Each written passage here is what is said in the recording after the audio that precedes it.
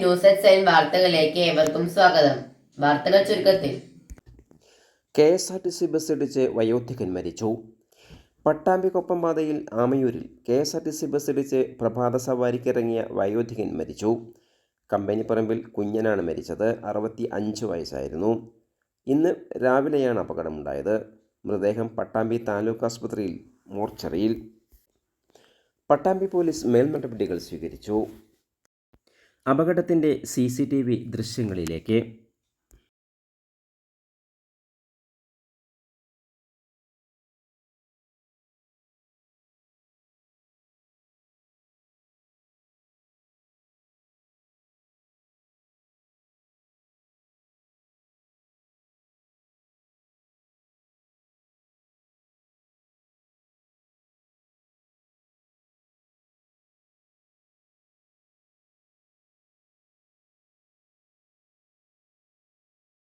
കൂടുതൽ വാർത്തകൾക്കായി നാട്ടുകൾ vision channel subscribe ചെയ്യൂ.